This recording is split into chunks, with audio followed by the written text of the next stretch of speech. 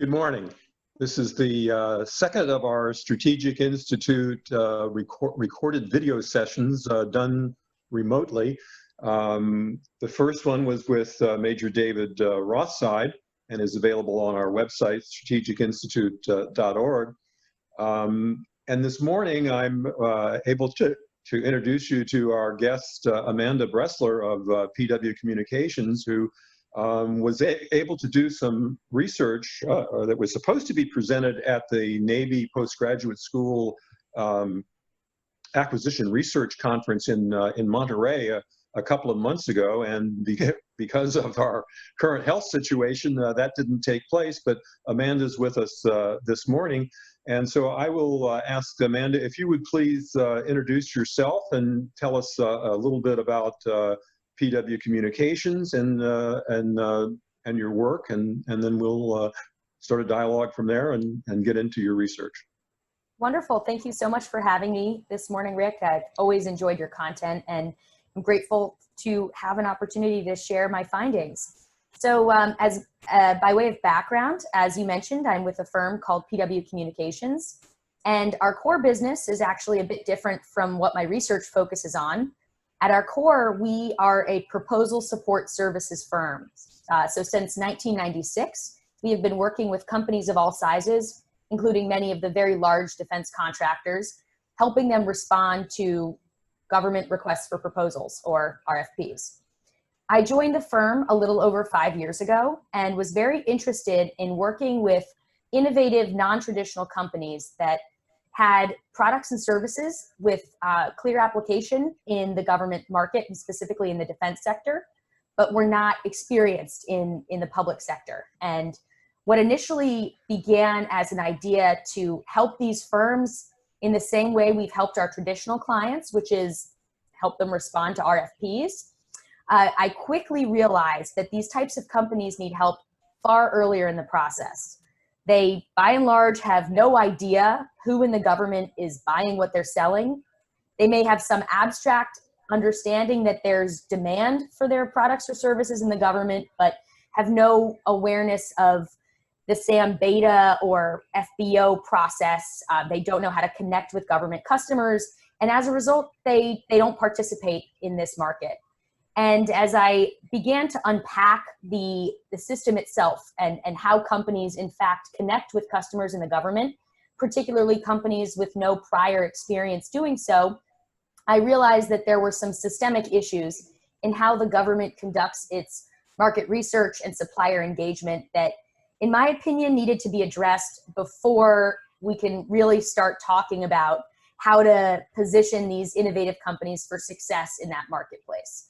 And so, you know, it sort of culminated in me conducting a series of research projects beginning in 2018 with an analysis of how companies that participate in government-funded innovation programs perform in the defense market in the years after their program completion, to my more recent research that you've referenced here that focuses on the just overall composition of the defense industrial base and whether these innovation programs in fact attract companies with no prior defense experience.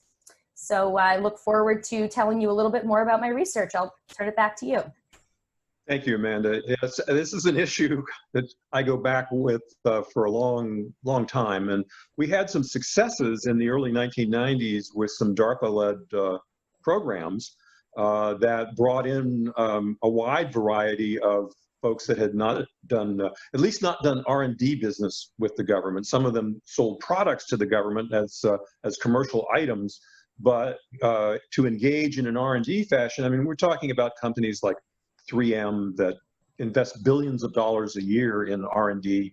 25% of their market at any given time didn't exist 5 years earlier. I mean, the leading companies in the Fortune 500 by segment, there basically are no defense contractors that show up as industry leaders other than in defense and aerospace in the Fortune 500 list. And then, of course, you also mentioned non-traditionals, which includes, you know, small startup companies who are completely clueless about how to engage with the federal government.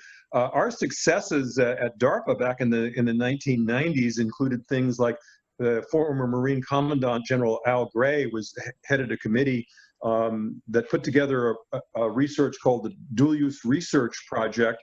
And this basically said dual use ought to be DOD's default position for science and technology. So we ought to be reaching out to the best and brightest in the broader industrial base. And as a corollary to that, they also recommended that other transactions be the default instrument for that. So that's sort of the background that brings my experience somewhat dovetailing into the research that you've done. A lot of those gains in the 1990s have fallen by the wayside. And I think your research may tell us something about how the terrain looks today. So without me blabbing any further, if you could get directly into your results, I'm sure our viewers would appreciate your insights. Absolutely. So I will go ahead and share my screen here and offer you just a bit of background on how I approached this research. So in order to understand the effectiveness of individual initiatives such as OTAs or the CIBER program or DIU or MD5 or any of the many different defense-sponsored innovation programs, I felt it was important to first look at some macro trends with respect to the defense industrial base. And in particular, how many companies enter the defense market every year for the very first time. And the reason this is important, or there are many reasons why this is important, but perhaps the easiest way to understand this is if you've ever attended in the last 5 years a briefing with a senior leader from the military. Undoubtedly, you will hear him or her talk about how the Department of Defense is open for innovation, is seeking innovation, is actively working to, quote, bridge the gap between Silicon Valley and the military. There is a real, at least on the sort of marketing and communications end of things, this real commitment to working with companies that have traditionally remained outside of the realm of the Department of Defense. And if you ask a follow-up question, Admiral General, thank you very much for your remarks. Practically speaking, how does a company with no prior experience in the defense market access these opportunities? Where do they begin? Typically, the response involves, we have the XYZ office, or we're leveraging OTAs, or there's a buzzword that sort of factors in here. That's the means to an end, and that end being a diverse, robust defense industrial base that includes companies that never thought of themselves as defense suppliers or defense researchers, but suddenly, connect with these end users who provide not only an interesting problem, but, access to capital, be that revenue or R&D funding. So from the macro perspective, I really wanted to just frame this overall reality. What has been happening in the defense industrial base over the last 10 years? And what you see on the screen here is the size of the defense industrial base over the last decade. And there's some, what I found quite alarming trends readily apparent.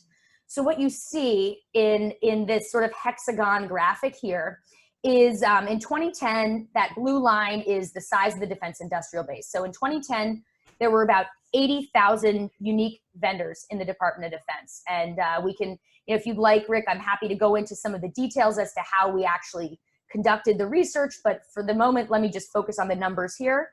So there are about 80,000 unique vendors. Now, isolating the vendors based on whether they were present in government data prior to 2010, or if 2010 was the first time in publicly available recorded government data that there was a transaction, we're able to isolate the overall supplier base into two buckets: new vendors and existing vendors. So what you see is, of those 80,000 unique vendors in 2010, about 65,000 had existing defense business and about 15,000 were new. Over the last decade, which coincides with an even greater need for outreach to non-traditional communities, we see the number of new vendors entering the defense market annually collapse to the point where in 2019, we had just over 4,200 new vendors enter the defense market. That's down from over 15,000 in 2010. And again, the rhetoric today is far more stringent than it was 10 years ago with respect to why it's important to attract new vendors into the system. So, framing that already, you have, some degree of concern with respect to the health of our defense industrial base. Now, I do want to caveat this and say there are advantages to shrinking a supplier base. It's all about right sizing. But what we would hope to see is that consolidation in certain areas would be offset by the introduction of new suppliers in areas where the private sector is really leading in innovation. So, just a couple of additional comments I'll make about the macro data. The other very interesting and very concerning fact about the composition of what we classified as new vendors is the fact that any company, regardless of the products or services it sells, that was doing business with the government for the very first time in a given year was classified as a new vendor. That means that anytime the Department of Defense stated a new hotel for overnight travel, or purchased commodities from a new vendor, or bought musical instruments, which is one of the product service codes that we identified, that counted in our data as a new vendor. And it's very challenging to analyze product service code data in a subjective way. It's inherently objective to classify something as innovative versus non-innovative. But when you take into consideration only the product service codes that are highly unlikely to be connected to innovation, like housekeeping, janitorial, overnight travel, when you take those into consideration, what you find is that more than half of new vendors over the last decade were not contracted for innovation. So those numbers are even more concerning. And the last point I'll make about the macro data before we dive into some of this defense-sponsored innovation programs in particular is that we also identified another interesting fact, and that is that companies can form joint ventures or other sort of affiliations and register as a new vendor when in fact you have two very large traditional government contractors pairing up. So what you see in this visual on the right is new vendors' initial contract size by date. The reason that this came to mind is that we noticed for about 40 companies in the new vendor data set, they had initial contracts in excess of $100 million. So, what kind of company is doing business with the government for the very first time and is able to score that size contract? Well, it turns out that, one example is Floor Marine Propulsion LLC, which has a different DUNS number than Floor Marine, which is a legacy government contractor, is not directly affiliated with Floor Marine in terms of how its data is presented in FPDS, but with a little bit of additional research, specifically linking the fact that they have the same mailing address and other things, we were able to conclude that these companies are not truly new vendors. They are, they are joint ventures. And so, I'm not making a comment on whether that's good or bad. I'm merely saying it likely inflated our count of new vendors to some degree. So, before even diving into the micro level data, we concluded that the number of new vendors entering the defense market annually over the last decade has been shrinking, and the majority of new vendors are not innovative commercial technology companies. So, putting that aside for a moment and trying to focus on how could we possibly reverse these trends and what has been happening to create these issues, or, I call them problems, but we decided to then focus on three mechanisms that the Department of Defense uses to, at least on the marketing side of things, to access innovation or to engage with non-traditional companies or work with small businesses. There's a lot of different ways the Department of Defense describes this kind of innovation ecosystem, and they use much of the same language to describe these different initiatives. So the CIBR program was an obvious first for us because it is a very large program leveraged not only by the Department of Defense, but across the government, and has been in existence since the 1970s, and is often touted as one of the primary ways the Department of Defense accesses innovation and works with small businesses.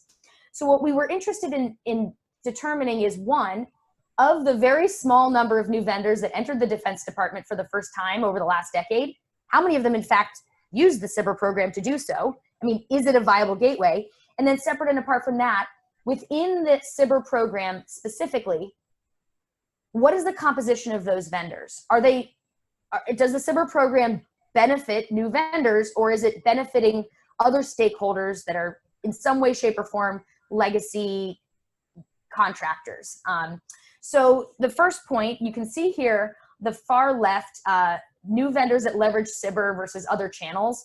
What we found is that essentially none of the overall new vendors that entered the Defense Department over the last decade leveraged the SBIR program. Like they came in some other way, and that likely has to do with the fact that most of them are not innovative small businesses. As I mentioned earlier, over half of those new vendors are, hotels and janitorial companies and whatnot, and they wouldn't qualify necessarily as a SBIR company. You see a bit of a spike in 2019, which is interesting and worth noting. It's something that comes up a little bit later in the research. So now, in my opinion, this was even more interesting. So within the SBIR program specifically, how do things break out?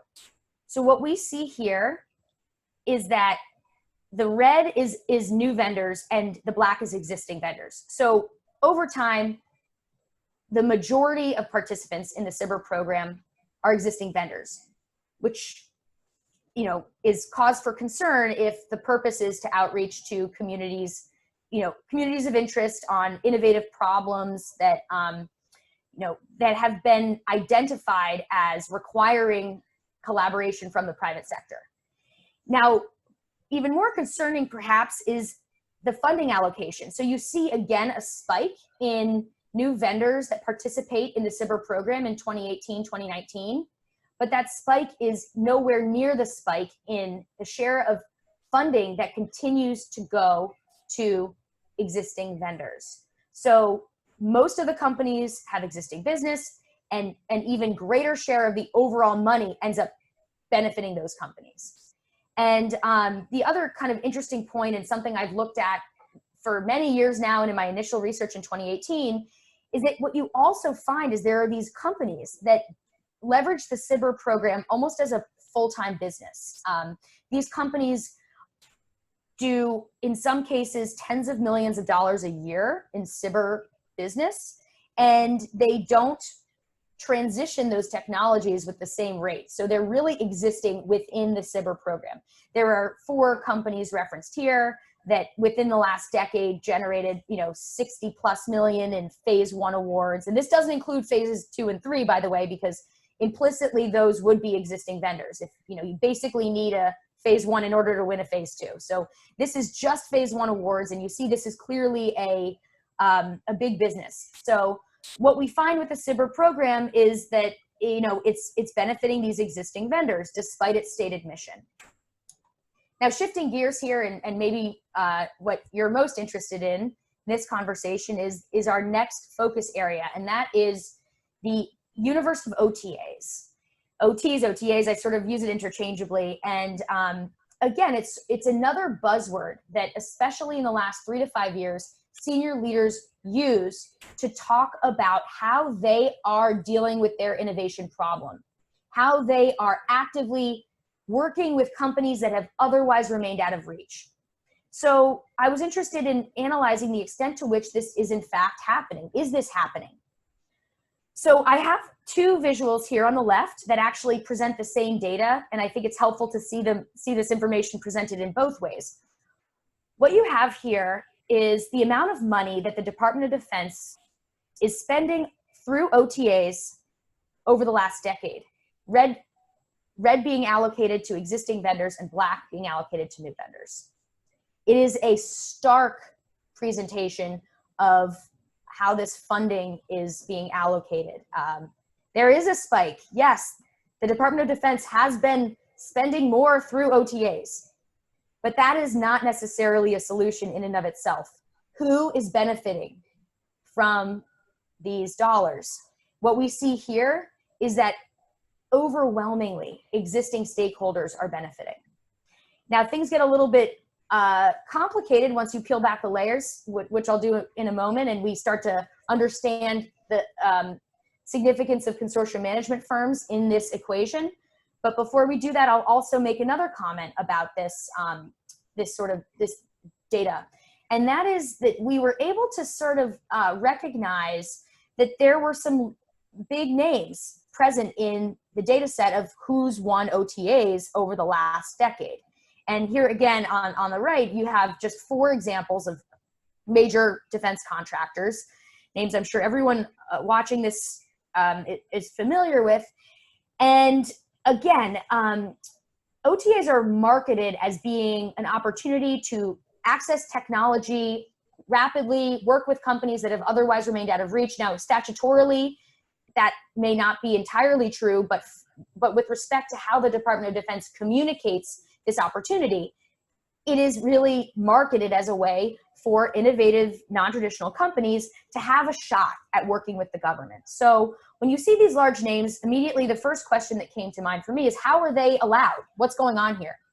And as it turns out, they are permitted to leverage OTAs for a few reasons, including when they have significant non-traditional participation. And Rick, I actually credit you with helping me fully understand what the government means when they say non-traditional participation.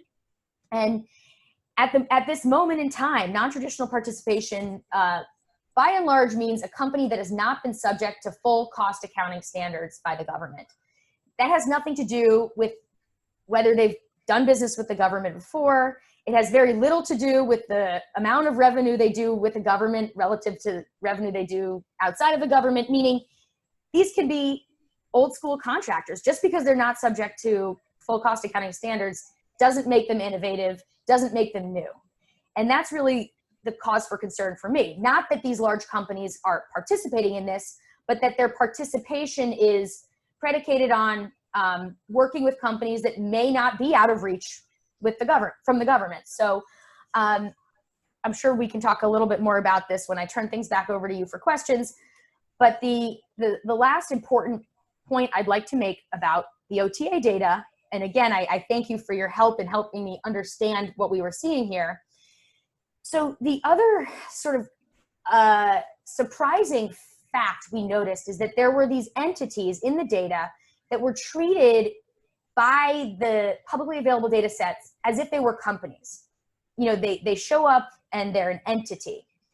In fact, the vast majority of OTAs are administered through consortium management firms or consortia that are managed by consortium management firms. And these consortium management firms essentially receive requirements from the government, and they state or claim that they have a network of academics and companies and researchers that join their consortium, that pay a fee to join their consortium, and they then circulate the requirements provided by the government to this community of consortium participants. And there is no transparency with respect to how funding is awarded to individual firms that are members of a consortia. You do not see who is being actually awarded the work. You don't know what companies are members of these consortium, and it's truly a black box. And there are a number of reasons why this is concerning, transparency being one of them. But, just from a sheer operational perspective, consortium management firms are intended to be, available to communities of interest within a particular technology vertical. When I took a look at what these consortia market themselves as, you see just tons of redundancy. There's an example here where I just took 3 topics that are buzzwords inside the DOD: artificial intelligence and machine learning, sensors and analytics, and a handful of the consortia that is available through MITRE, this list. As you can see, so many different consortia claim to be the home for companies in these technology verticals. How does a company with no prior defense experience know which one to pick? I mean, this assumes they even know how to join a consortium. But which do they pick? Are they supposed to join all of them? And by the way, once you join a consortium management firm or participate in this, it doesn't guarantee that you're going to win any business. So really you're taxing the innovator. You're adding another layer of bureaucracy into this system, in a system that was, or at least within the OTA world, it was designed to eliminate these kinds of bureaucracy and this sort of tax. So it's made most concerning by the fact that the vast majority of funding is allocated through these programs. I mean, what you see on the left is the share of obligations funding-wise that were allocated through CMFs versus non-CMFs, and it's just it's really it's striking. So I'll kind of just wrap up here, but I think we'll probably talk about that a little bit later. So, you know, there are some interesting things happening within the universe of OTAs. We did notice that there's been a spike in overall entities that have leveraged OTAs, which would parallel this trend, you know, but I think it was 2016 when the use of OTAs expanded in the Department of Defense, giving more stakeholders the ability to leverage these. And certainly the work you're doing to educate stakeholders within the government on how to use OTAs, we do see that there has been a growth in the number of OTs issued over the last decade. And we were interested in trying to understand where that growth was coming from. You can see on the left that DARPA is still, you know, sort of a leader in this.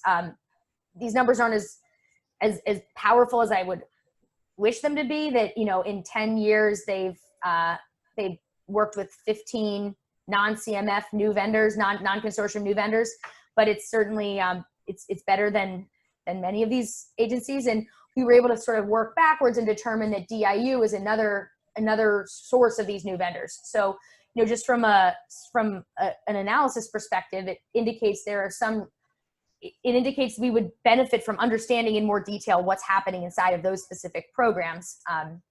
Now, lastly, I won't spend too much time on this. I was interested in one additional defense-sponsored innovation program, and that was this prize initiative. And these prizes have really taken, they've grown over the last decade. I think under Obama, he expanded prize authority fairly substantially. They're still small potatoes compared to the rest of the defense-sponsored innovation programs, but we conducted a similar analysis. We used one specific prize program, an Army X-Tech Search Prize. Now, I will say this, prizes are treated differently than the SBIR program and contracts, and they are not subject to consistent reporting requirements. They're treated like assistance. This is a different category of spending in the government, and it's very hard to truly understand what's happening here.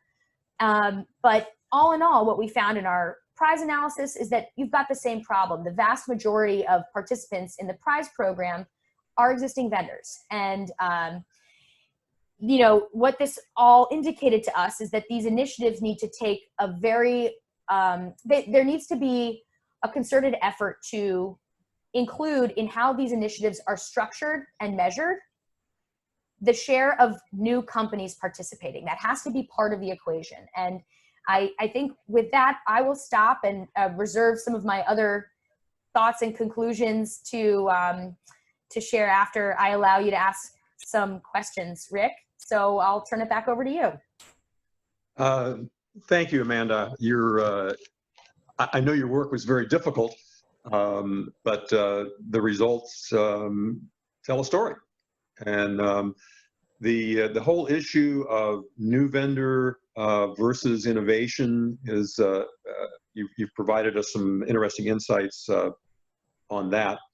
I remember when we kicked off the technology reinvestment program at DARPA in the early 1990s, one of the key factors was we understood companies not only didn't know traditional government business, but we were doing something new, and even traditional government contractors didn't know how to deal with the government doing something new. So we actually went out and put on road shows at 5 cities, and premeditatedly did a lot of publicity and said that the government is coming to you with a new program. We put together a brochure which told a potential participant exactly what they needed to know in order to participate, all in one place, one brochure. They didn't have to go to a, you know, anyway. And we were highly successful in putting together teams of companies which often included traditional government contractors with these non-traditionals, these startups or big companies that didn't do R&D business with the government, and they came together and formed collaborations, consortia, if you will, where the whole was greater than the sum of the parts. Something that's actually quite different than the consortia that your data was looking at, where the so-called consortium really is just a mechanism through which the government has the consortium management firm put together a cadre of companies that can then compete for government dollars.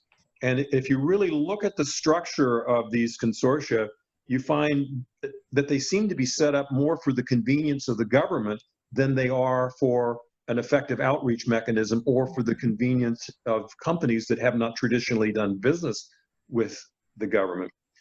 Are there sources of information? The federal procurement data system doesn't give us the granularity or the insights that we might like to have. Were you able to penetrate into the consortia in other ways to get an idea of who the participants were? Well, we weren't, and it's in part because we didn't anticipate stumbling across that data, and the focus of our research was such that we simply didn't have the bandwidth to undertake additional research to get to the bottom of that. Now, we did our very best at trying to figure out if there are records that the government maintains and makes available with respect to how dollars funded through CMFs are allocated, and that is not publicly available. So I read a number of studies that have come out over the last probably 10 to 15 years on the effectiveness of these CMFs, and look, they're published by the consortium. So I take them with a grain of salt, and anecdotally, I do know that companies that have made a concerted effort to explore government as a customer do come across consortium as a way of doing that. We've had actually companies reach out to us as prospective clients for help on applying to participate in a consortium, or, hi, we're in this consortium and they just put out this BAA. Can PW Communications help us complete a response? But it is nothing by way of sizable data, and it's something we would love to do as a follow-up research project. And certainly we're lobbying to have the government enforce transparency standards on how those funds are stewarded. And not sure if we're going to make that happen, but that would be the ideal. This is, when I think about this and my own experience and what we did back at, all those years ago at DARPA, our technology reinvestment program, we published a glossy report. Every participant in that program was identified. Every project was described. It's publicly available information. I've tried to get a hold of the basic other transaction agreement between the government and some of these consortium management firms, and I've been told it's official use only, and you can't even get the basic agreement. When I see model agreements that are published in federal BizOps as to tell folks, here's sort of what the OT is going to look like, I find out that they're just filled with federal acquisition regulation terms and conditions. They don't look like an innovative contract. They look sort of like a regular government contract, and you need government insider knowledge in order to really understand what the actual other transaction agreement is. I think to that extent, the government is misusing other transactions, and they're missing out on opportunities to really deal with companies that live in the commercial world and they don't live in the government world. And you've had some interactions with companies, so you may have some insights on their attitude towards such things. Yeah, and I actually take it back. I think we did see that a couple of these big consortium do publish lists, but again, I'm hard pressed to take those as fact. They say, oh, we have, over half of our participants are are innovative, non-traditional. Like, I don't even know how they define that. So, you know, what you're saying is absolutely true. And look, I think one of the major conclusions I make in the research paper is that these attempts at trying to mitigate some of the most onerous aspects of working with the government, which is really what OTAs and CBER, especially some of these new CBER initiatives like AFWorks and the open topic model, what they seek to accomplish, that, oh, we're going to make it easier to do business with the government. What we found is that it just fails to mitigate the highest bottleneck. If that was really the problem, then we would see an influx of companies with no prior defense experience. So I think actually the issues with the FAR and all of these things are very real, and I don't want to minimize them, but I would say that the problem is that most companies still have no idea there's demand for what they have to offer within the government. And until they're aware of demand, they can't make a decision as to whether or not the accounting requirements are too onerous.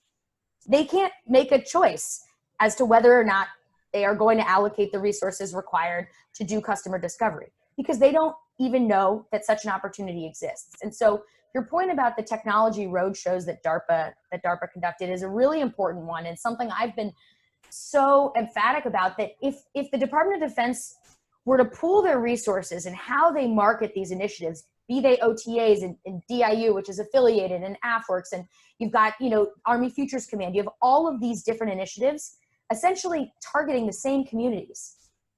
Yet it's an echo chamber. The people inside the room don't change, even as they spend more money and make more, what I think are very legitimate efforts to conduct outreach. So what needs to happen is there needs to be a consolidation of that at the marketing and communications level. A company doesn't know whether it makes more sense for them to pursue the government through AFWorks or a consortium or, you know, a direct contract. They don't, you know, that is inside baseball for these companies. There needs to be just an effort to educate them on the system in general. Like, here, register for a DUNS number, make a SAM profile. Those are two things that you need to do regardless of which path you choose. And then there should be some way in which stakeholders from the government collaborate to help companies understand which path is most appropriate.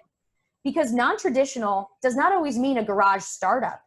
You could have companies that are well-funded, that are, if they properly understood the upside, would have no problem committing substantial resources to pursuing the government market, be that for a new accounting system or a sales team or otherwise, if they properly understood what the opportunity looked like. Now, that's very different from a company that's in its, you know, Series A or Series B round, but has a technology that, you know, has a really, really natural fit for the government. They might need a little, you know, help in a different way. But the government really needs to consolidate how it communicates to these communities of interest. And, you know, on that point, a lot of these initiatives, I think, run the risk of cannibalizing themselves. There is not an infinite pool of the best and brightest innovative technology companies in artificial intelligence, machine learning, sensors, and analytics, which are the three examples I used in my consortium slide. So if all of them are going after the same communities, how can they all possibly end up with the best companies? So that Marcoms piece is so important, and I think there needs to be a return to that. It's not glamorous, and it's not fancy schmancy contracting, you know, different ways of contracting. It's really basic. It's how are we asking these communities to work with us, and how can we be consistent in our messaging? Yeah, that is, the outreach is critical. And again, back to this consortium model, you have a government person, a program manager who has a mission, who has funding, who goes to a government contracting office that has a relationship with a consortium management firm, parks his money with the government contracting office. Then the consortium management firm turns to its limited universe of members of the consortium. The money gets obligated more quickly than the normal government contract mechanism, but you still have that very limited audience. Yep. The distinction between that and the way DARPA does business is that DARPA has these program managers who are themselves experts in their particular fields and who are out communicating and talking to people. And that DARPA model is generally not replicated elsewhere in government. And government, rather than going into this innovation theater, you know, the stuff that AFWorks puts on, you know, get under contract in 15 minutes and some, you know, this emphasis on SBIR with its limitations. I mean, if the government was serious about outreach, I mean, 10 years ago or so, I worked with some other people, and we put together something called the Open Business Cell, which was basically a place where government people could come to look out into the broader economy and see what was out there, and industry could come and find out where is the place in government that my technology might fit. And that operated for about 2 years, and then somebody got upset at somebody else, and it was closed and did not continue. So the government continues to shoot itself in the foot on this very issue, but you've outlined it, I think, excellently. You've given the clarion call that, you know, you're not marketing yourself correctly, government, and you're not getting the insights that you need. So your research has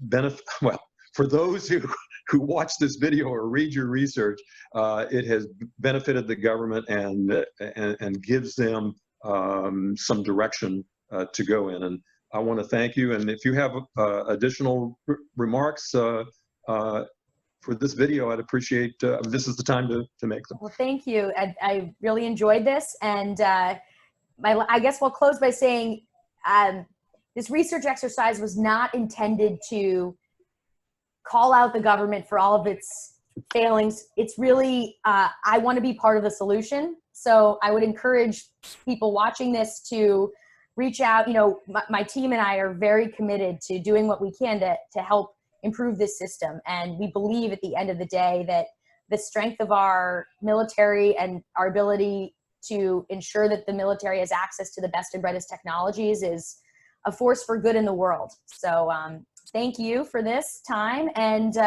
we look forward to hopefully seeing you in person soon. Thank you, Amanda. We Thanks. appreciate it. Have a good one. Bye. Bye. All right.